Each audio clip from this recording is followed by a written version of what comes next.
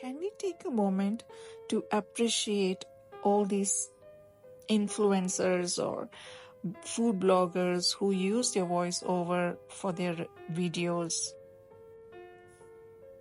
I have never thought this is going to be so tough. I just can't seem to find a balance doing this voiceover. So I decided to just talk. I'm still going to post this audio because some of my friends have been asking me to do a voiceover. They keep saying that I should try it. So yeah, for my friends. And I hope you will enjoy this recipe. This is a recipe for tahini granola. Made easy with just few ingredients. Makes a big batch that you can store.